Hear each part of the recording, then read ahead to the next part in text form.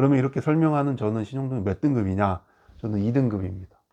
왜 너는 1등급을 못 받았어? 라고 질문하실 텐데, 이번 주에는 신용등급에 대한 얘기를 드릴게요. 신용등급은 우리 일상생활에서 경제생활을 할 때 가장 중요한 것 중에 하나인데요. 신용등급이 왜 중요하냐면 우리가 대출을 신청할 때 대출을 받을 수 있을지 없을지, 또는 대출을 받을 수 있다고 해도 과연 얼마가 대출이 나올지, 그리고 이자는 얼마가 될지, 이런 게 다 신용등급과 연계가 돼 있습니다. 그리고 신용등급은 1년 이내 부도 확률을 등급화한 것입니다. 그래서 금융기관에서 어떤 사람에 대해서 1년 이내에 이 사람이 이제 연체가 될지 말지를 판단하기 위해서 여러 가지 요소를 이제 판단하게 됩니다. 첫 번째 평가 요소는 대출 이용 형태입니다. 그리고 신용카드 이용 형태, 그리고 세금 공과금, 납입 연체 내역, 패턴, 이런 것들이 반영되고요. 마지막으로 기타 여신, 보증을 얼마나 섰는지, 연대보증을, 그런 것들을 종합해서 1년 이내에 이 사람이 얼마나 부도가 날지를 예측하는 모델입니다. 근데 부도 확률은 보통 몇 프로 이렇게 나오잖아요. 그래서 그게 이해하기 어렵고 또 활용하기 어렵기 때문에 그거를 등급화합니다. 그래서 대부분의 개인 신용 등급을 산출하는 체계는 1등급에서 마지막에 15등급 정도 체계가 되어 있는데, 보통 이제 7등급 이하는 신용이 안 좋다고 얘기를 합니다. 그래서 이제 이런 여러 가지 형태를 반영을 하는데, 이제 하나하나 설명을 드리면, 이제 대출 이용 형태가 상당히 중요합니다. 그래서 여기 써놓은 거, 파란 글자는 이제 좋은 관리 방법이고요. 빨간 글자는 이제 우리가 하지 말아야 될 것들입니다. 1금융권 담보대출, 대출 이용 형태가 1금융권이고, 1금융권이라 함은 기존에 우리가 잘 알고 있는 시중은행, 그 다음에 담보대출은 뭐 부동산 담보 또는 예금 담보, 이런 것들이 있겠죠. 또는 이제 보증서 담보가 있을 거고요. 그런 담보대출을 쓰게 되면은 이제 대출을 잘 이용하는 것입니다. 왜 그러냐면 1금융권은 이자가 제일 낮고, 그리고 1금융권이 신용평가에 가장 까다롭기 때문에 1금융권 대출이 있다는 것은 이미 한 번의 검증이 일어난 겁니다. 그렇기 때문에 1금융권의 담보대출을 활용하는 사람들, 2, 3금융권 신용대출, 여기서 신용대출이라고 제가 표현했는데요. 2, 3금융권의 신용대출은 이자가 상당히 높습니다. 10%가 넘어가는 경우가 부지기수고요. 그렇기 때문에 2, 3금융권의 신용대출을 쓰면은 신용등급 산출할 때는 이제 감점 요인이 되게 됩니다. 그 다음에 신용카드 이용 형태입니다. 이 체크카드는 아니고요. 신용카드 이용 형태죠. 이제 가장 좋은 거는 한두 장으로 VIP 등급까지 올라가는 겁니다. 꼭 VIP가 아니더라도 신용카드를 많이 쓰는 것은 신용등급에 역행하는 길입니다. 저 같은 경우도 신용카드 2장으로 밖에 사용을 안 합니다. 금융기관 다니는 친구들이나 또는 지인들이 부탁을 할 때 저는 이제 만들어는 줍니다. 신용카드 부탁을 받으면, 개설 부탁을 받으면 만들어는 주는데, 실제 여러 장을 사용하게 되면 신용등급이 떨어지기 때문에 저는 제가 사용하는 한 2가지 정도로만 쓰고요. 나머지는 이제 탈회를 하게 됩니다. 탈회라는 것은 뭐냐면, 어떤 신용카드사에 신용카드를 만들면 고객 등록이 되죠. 근데 그 신용카드 한 장을 해지했다고 해서 그 카드사에 제 정보가 사라지는 게 아닙니다. 탈회를 하게 되면 그 카드사의 저의 정보를 모두 삭제하게 되는 것을 탈회, 우리가 회원 탈퇴라고 하는 탈회라고 합니다. 그 카드사를 이용하지 않을 거라면 반드시 탈회 신청을 하셔야 됩니다. 이제 신용카드를 3장 이상 쓰면은 신용등급이 이제 감점 요인이 되고요. 가장 중요한 거는 이제 카드론, 현금 서비스, 이거 절대 쓰면 안 됩니다. 카드론이나 현금 서비스는 신용카드를 소지한 사람은 급하게 현금이 필요할 때는 쉽게 인출을 하기 때문에 가장 손쉽게 사용하는데요. 카드론과 현금 서비스를 쓰는 바로 그 순간 신용등급은 하락하게 되어 있습니다. 현금 서비스는 가장 이제 고율의 어떤 이제 금융 조달 수법이기 때문에, 그 세금 공과금 납입 연체가 있는데요. 당연히 연체 이력 없는 게 신용등급이 유리하겠죠. 그리고 연체 이력이 있으면 불리합니다.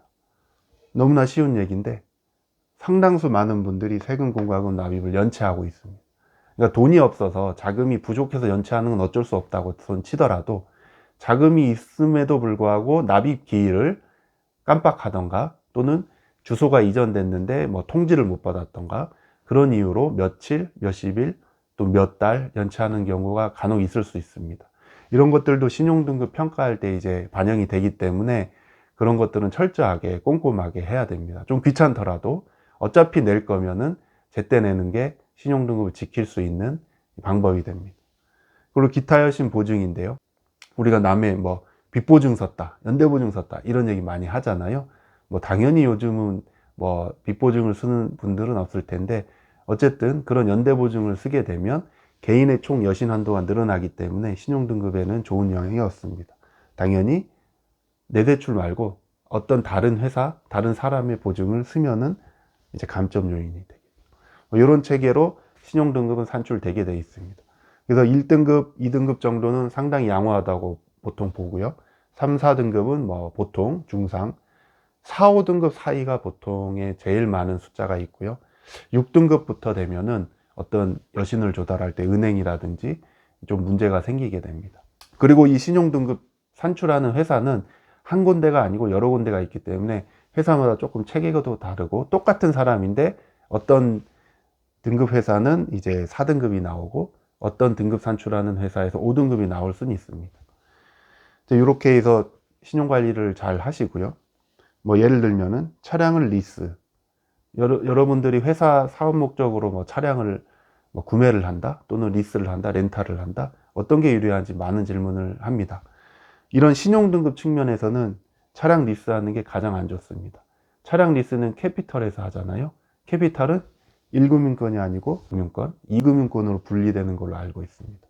그렇기 때문에 차량 리스를 할 때 본인 명의로 하든 회사 명의로 하고 연대보증인을 쓰든 차량 리스를 하게 되면 2금융권 이하의 대출이 잡히기 때문에 신용등급에 좋지는 않습니다. 그런데 돈을 현금 주고 살 수 없는 그런 자금이 묶인 분들은 당연히 차량이 필요하면 여신을 조달해야겠죠. 차라리 1금융권 대출을 받는 게 더 낫고요. 차라리 렌트하는 게 더 낫습니다. 렌트는 여신으로 잡히지 않죠. 우리가 어디 놀러 갔을 때 렌트를 빌렸다고 해서 저의 여신이 잡히는 건 아니잖아요.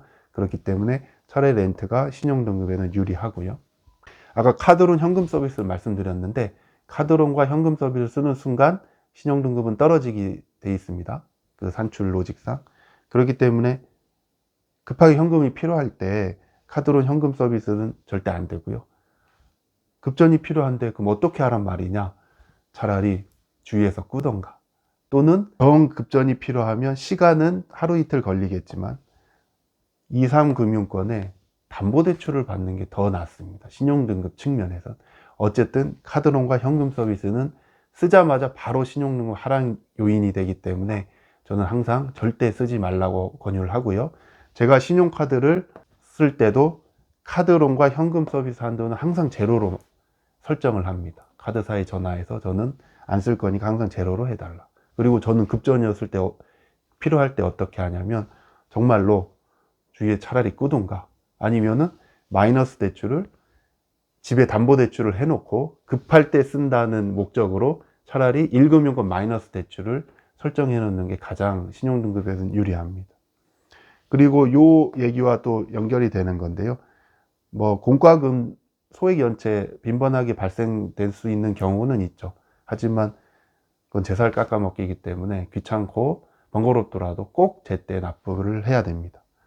그리고 신용등급은 1년 이내 부도 확률, 이 사람이 돈을 잘 갚을지 아니면 연체를 할지 예측하는 확률이기 때문에 오히려 대출 이용 경력이 없으면 신용등급 판정이 불가능합니다. 그래서 나 대출이 하나도 없다. 나는 뭐 빚 없어. 난 신용카드도 안 써. 그래서 나는 신용이 좋아. 그런 게 아니고요. 그런 분들은 신용이 한 5, 6등급 사이에서 보통 나오게 되고요. 왜냐하면 어떤 금융기관도 이 사람에 대해서 여신거래를 패턴을 분석할 자료가 없기 때문에 1등급을 주는 게 아니고 뭐 한 중간 등급 정도를 줍니다. 그렇기 때문에 오히려 신용등급이 높을 수 있는 방법은 이런 여신거래를 양호한 이제 패턴의 여신거래를 하면 신용등급이 올라가고요. 그러면 이렇게 설명하는 저는 신용등급 몇 등급이냐? 저는 2등급입니다. 왜 너는 1등급을 못 받았어? 라고 질문하실 텐데 전 업무용 차량 리스를 했어요. 근데 저는 이렇게 설명하면서 왜 1금융권 대출을 안 받았을까요? 네. 뭐 그럴 만한 이유가 있습니다. 저는 리스를 해서, 개인은 회사 리스를 하면서 저는 연대보증을 섰기 때문에 요 두 가지 때문에 저는 1등급으로 아직 못 올라가고 있습니다. 제가 조금 여유 생기면 저는 리스를 다 해지하고 차라리 대출받아 사겠죠. 또는 장기 렌트를 하거나, 저도 이제 그럴 계획에 있습니다. 오늘은 신용 등급에 대해서 설명을 드렸는데, 여러분들도 이러한 좀 유의점을 유념하면서 신용등급을 올리고, 신용등급이 올라가면 급할 때 대출도 잘 나오고 한도도 늘어나고, 무엇보다 중요한 건 대출 받았을 때 이자도 낮게 적용되기 때문에 꼭 이년 유념하셔서 좋은 경제활동 하시기 바랍니다.